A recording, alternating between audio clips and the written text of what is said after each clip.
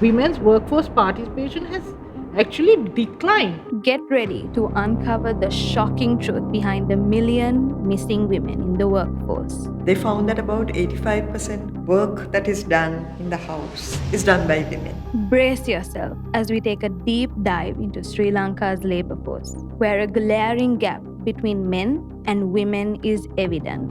අපි රස්සාව කරලා ආපහු වැඩට එනවා වගේ ගන්න වෙන්නේ. කියන්නේ අපි වැඩ ඇරුණා ආයෙ ගෙදර ඇවිල්ලා ගෙදර වැඩ. The physical exhaustion because you're doing this job for 8 hours, you come home and you still have to clean the house. වැඩබලේ හිටියා ගෙදර ආවත් කාර්කශ ජීවිතේ කොතනකින්ව වෙනසක් මට නම් පේන්නේ අපි ඒ කටුක ජීවිතේ ඒ විදියම තමයි. While the majority of men are actively engaged in work, the same cannot be said for women. Whatever you do, whatever you can do, men are paid more. The less female labor force participation there is, the poorer a family or a group is. The missing million.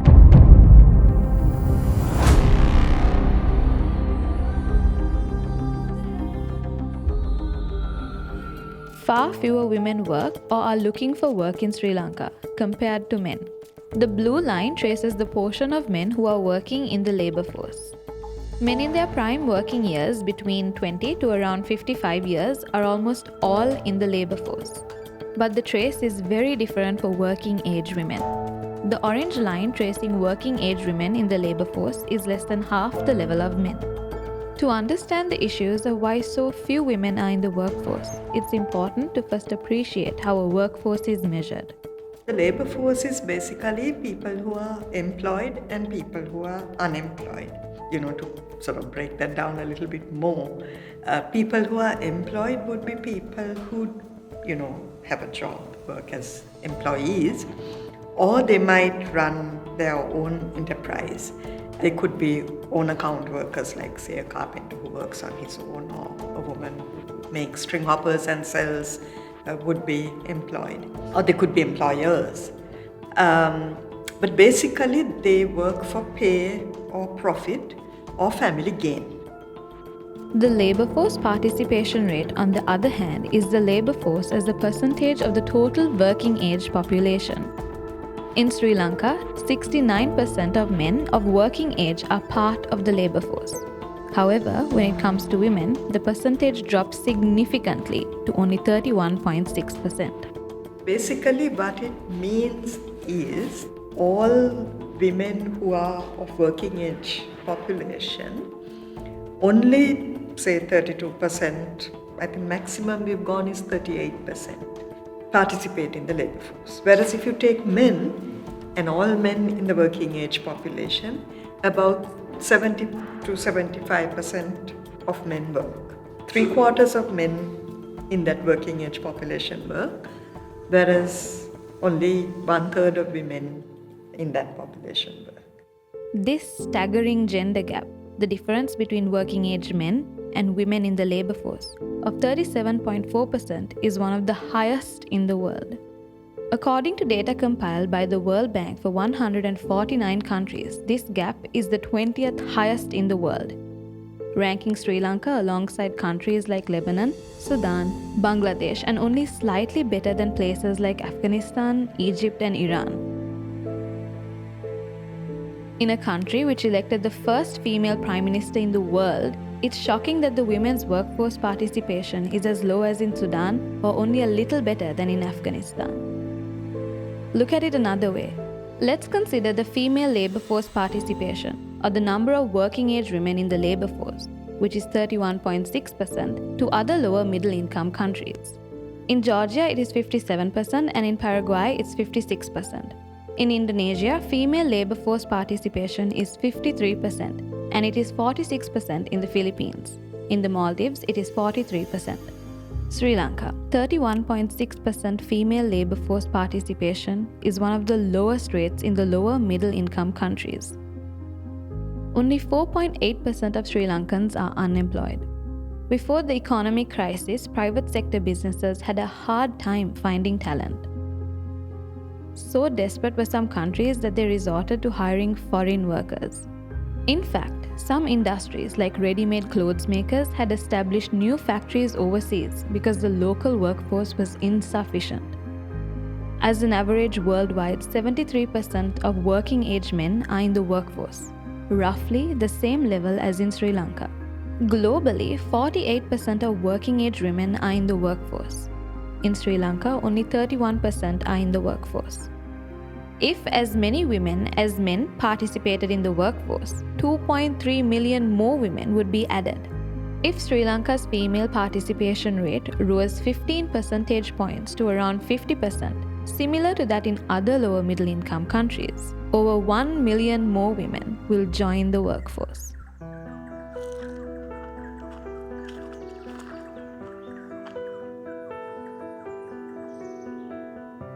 අපි රස්සාව කරලා ආපහු වැඩට එනවා වගේ ගන්න වෙන්නේ. වැඩ ඇරි වැඩට එන කෙනෙක් විදිහට කාන්තාව හඳුන්වන්නේ. ඒ කියන්නේ අපි වැඩ ඇරුණා ආයෙ ගෙදර ඇවිල්ලා ගෙදර වැඩ. එතරම් වැඩ ගොඩක් කරනවනේ. නිවාඩුවකට ගමේ ඉන්න බලන්න.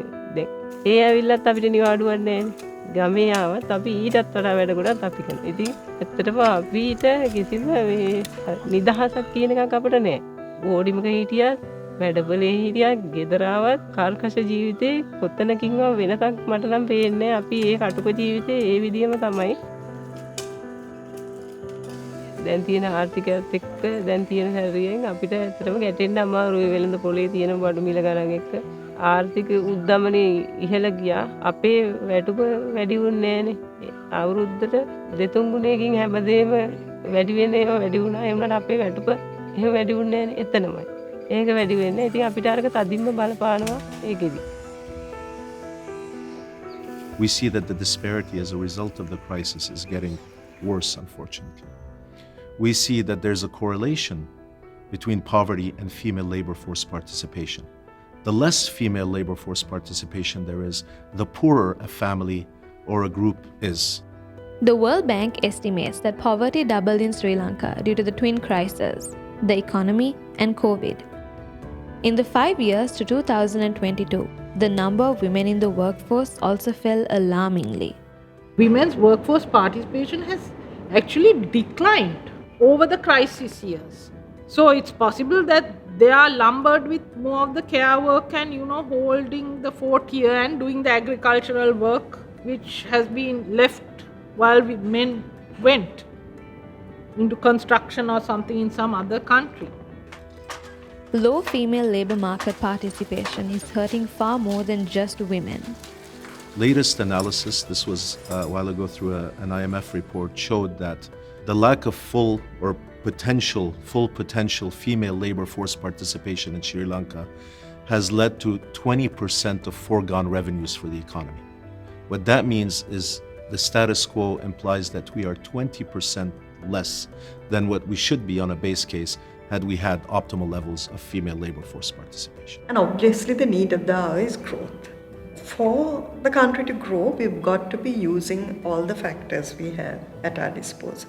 If, a large number of one factor, which is labor, is unable to earn, to be out in the labor force, for sort of structural barrier reasons, then I think that's a problem from the government's point of view, from the state's point of view, as well as from the citizens' point of view.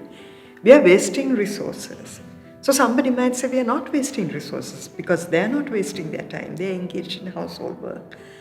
So I guess my point to that is if they are engaged in household work because they want to, that's excellent. But if they are engaged in household work out of compulsion, either because they can't work outside or because it's too expensive for them to work outside, we haven't made it easier for them to work outside in something that might be a better use of their time, then we have a problem.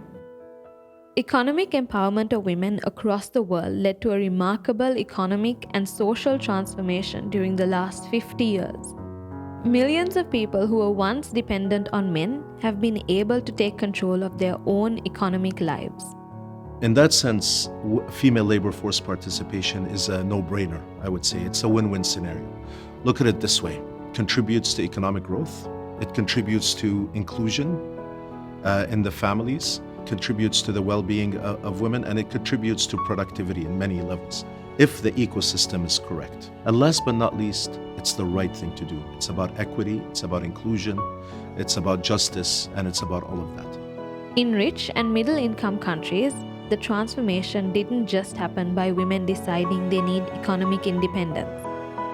Social arrangements have had to change around women's roles as mothers, houseworkers, and caregivers, all unpaid responsibilities. A job brings economic and social empowerment. So why is it still so hard to engage women? Experts highlight 4 social and legal factors they say hold women back in Sri Lanka. The first is the disproportionate household responsibility falling on women. The second is they are not acquiring skills relevant to the job market. Gender discrimination at workplaces also holds women back. This is the third factor. And the final one is Sri Lanka's labor laws that make it difficult for women to be employed, and when they have a job, hurt their advancement. Over 6.3 million women are outside the workforce. Experts say housework is one of the major contributors to their not being able to get a job. First ever and only so far, National Time Use Survey was conducted by DCS in 2017. And they found that about 85% work that is done in the house, so unpaid work, domestic work, is done by women. And it's a fairly large quantity of time as well. Of the productive hours in the day, which excludes time spent socializing, at leisure and sleeping, 86% of women engage in unpaid domestic work, far higher than did men. On average, a woman spent around 5.5 hours a day on unpaid domestic work and providing caregiving services to the family, compared to men who spent an hour and a half. One, it's a large quantum of work, right? And if most of it is done by women, it means that they really don't have a lot of time and energy left over to participate in work outside the home. And if they can possibly afford not to do that, then they won't. So, in a sense, if we want to increase female labor force participation, we need to either reduce that work or redistribute it. Most people, women too, think that if a woman goes to work, the children are neglected. They think that if a woman goes to work, the children don't perform so well in school. And mind you, these ideas are perpetuated even by members of the teaching profession. But they are always happy to tell the mothers who work that the child is not doing well because the mother works. So the teachers also perpetuate these ideas, and there is no basis for this. Anecdotally, we know, and in other countries, in advanced economy, it is well known that working mothers, their children do very well. So these are all prejudices, I would say. Unfortunately, they are prejudices which are perpetuated by women themselves. Verite Research, a think tank, estimates the cost of doing a job for urban women far outweighs earnings. Based on focus group discussions and a survey, found the monthly earnings from working is 25,000 rupees, whereas the cost of doing the job is 1.6 times more at 41,100 rupees. Its research assigned both monetary costs, for instance to pay for daycare services, and implicit non-monetary costs for the emotional and psychological pain. Sumini Siambala-Petiya is a joint author of the study. Gendered monetary cost, but there is also a gendered non-monetary cost, which we also included in this study. So this is things like the physical exhaustion, because you're doing this job for 8 hours, you come home and you still have to clean the house. You wake up really early to prepare the food for your kids to take to school. Things like that were also what we considered. So physical cost is one aspect, but there is also a emotional cost, because women often tend to be the primary caregiver for their children in the absence, if they choose to leave their child at a daycare center or with some individual and they go to work. Oftentimes they're dealing with sort of a stigma of being a bad mother, also dealing with emotional or psychological cost at the same time. And these are very gendered things. So we considered all of these components to really consider what is the actual cost that women incur when they engage in paid work outside the home. Urban women are the least likely to get a job compared to females in rural areas and those living in estates.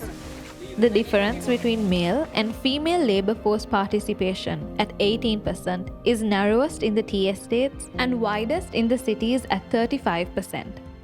In the village, particularly in agricultural environments, you work in the field, someone looks after your children, your mother is there, somebody else is there, an aunt, a cousin. So the whole village practically looks after the children, and quite frankly, there's a saying that it needs a village to bring up a child.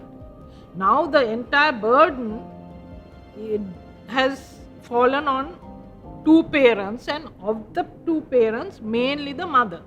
There's a lot of evidence to show that mothers spend at least 3 times as much time on childcare and all the work involved than fathers. Childcare is a significant issue, and we always talk about improving female labor force participation and like improving women's access to economic opportunities. But the elephant in the room is you can't actually do that until you address childcare. It's almost the root of that entire sort of process. Verity's study found that availability, quality, and affordability were all barriers for families, even when they had got over the stigma over putting children in daycare. The problem with childcare in Sri Lanka is, well, there's 3 parts to it. There is just a lack of childcare services because for so long we've assumed that, oh, the mother will be there at home to take care of the child. So we haven't really built a robust network of childcare services, and then the very limited quality childcare services. You're looking after a child at the most impressionable sort of age, and also if you want to look at it truly from a clinical perspective, like the future workforce of the country. So there is a need to really make sure that those early childhood development years are spent in a safe and productive environment. And then in Sri Lanka, there's also the problem where childcare is not affordable, or rather, just good childcare, formal childcare, is not affordable to the vast majority of women. In fact, our research found that even if women were willing to, somehow they were willing to get over the stigma of like leaving their child at a daycare center, it would take up almost the entire cost of what they earned. And so it's simply just not like a feasible option. The gap between the sexes is greatest in cities. Surveys have found 30% of women in the Western province stay at home, a ratio almost double that of the next highest region, the Southern province. A World Bank study on females in the workforce titled Getting to Work observes the polarizing effect marriage has on women. If you look at the data, female labor force, it's not homogeneous. We need to look at the details.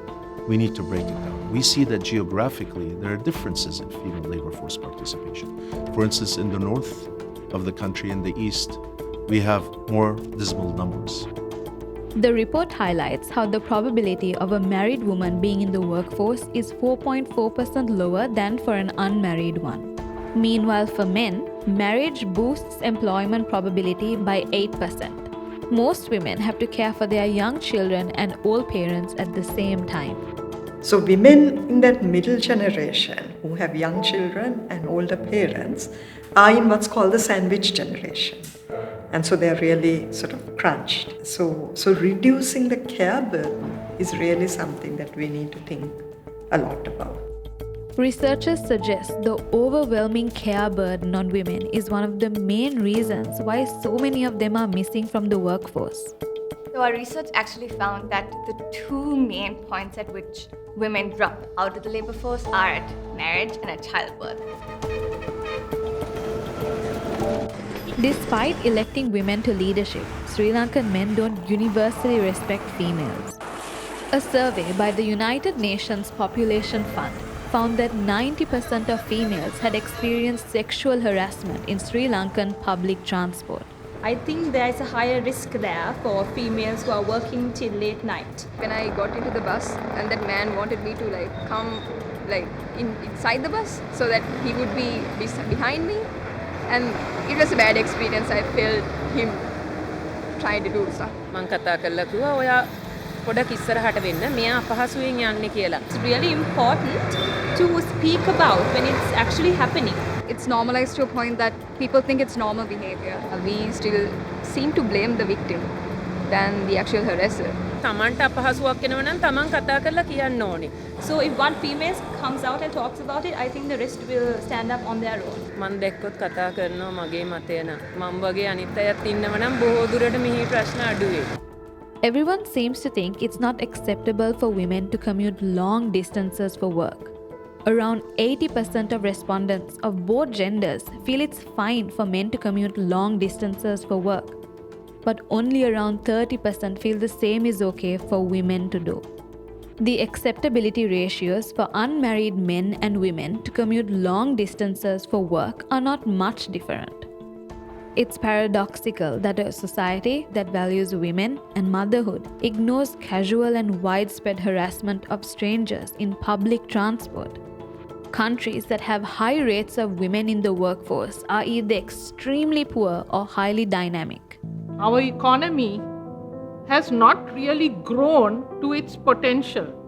In most other economies, particularly in East Asia, where women have participated in the workforce and their workforce participation rates are above 50%, what you find is that the economy grows, there's a demand for men, and then the labor market for men becomes tight, and then opportunities open up for women with the skills. Now, our economy has never grown like that. We had a phase of export orientation, and generally for small economies, export orientation is the way to get jobs because we don't have mass markets, so we don't have economies of scale. So export orientation is the way to go. But our export orientation has been in fits and starts. We have not had the policies in place to generate export-oriented growth for many decades now. Besides the burden of caring for children and old people, low job creation in the economy and a skills mismatch are also contributors to keeping over 1 million women out of the workforce. Gender discrimination in the workplace is another factor holding women back, according to research. This can take several forms. Stereotypical roles are one. Part of it is a stereotype of, a woman has to do all this other stuff, so she won't be working hard enough at the office. The other is actual wage gaps. The fact that women, maybe because they don't get promoted or they don't get hired into better paying jobs, on average, women get paid much less than similar men do or identical men do. So we call that gap the unexplained gap because there's no explanation from it from the people themselves, the skills they possess, the experience they've had, and all of that. So that's one thing. If women are going to be paid much less than men, then they're not going to choose to work. The other is that they just may not be being hired for the kinds of work they want to do. Gunawardana's research suggests even though Sri Lankan women possess higher cognitive skills and the same level of non-cognitive or soft skills, they aren't rewarded accordingly. Whatever you do, whatever you can do, men are paid more. So households make the decision to, okay, the man will get paid more anyway, so the woman stays at home. That structure is perpetuated. Women also believe they will be discriminated against in the workforce. In a survey questioning if they believe men and women with similar qualifications will be offered similar opportunities, 48% of respondents disagreed, meaning they believe women will be discriminated against. Those perceptions are preventing women from even seeking a job. Over 3 times as many women compared to men believe they won't be able to find a suitable job. Twice as many women as men also think they don't possess the same skills to obtain a job. According to experts, another significant reason women are kept out of the workforce are Sri Lanka's outdated labor laws. Sri Lanka has to create jobs if it expects to attract more women to the workforce. However, its labor laws have pushed jobs to the informal sector. You see, empowering women and removing the constraints for micro and small and medium enterprises to thrive is one way where you could generate sustainable opportunities, not only for employment, but for self-realization of women. Our labor laws don't focus on competitiveness. It doesn't focus on productivity, it doesn't focus on efficiency of our labor force, of our economy. Shan Yahampa, an advisor to the Minister of Labour, looks at reforming labour laws for job creation. He was speaking at a conference organized by the think tank Advocata recently. We understand the situation that we are in as a country, so we need to create more jobs. If you have to create jobs, you have to make it easier for organizations to offer employment for people. And also we have to take into the consideration the contribution made by SMEs. I think Advocata has done a significant amount of work in terms of restrictions that are there for potential entrepreneurs in the country.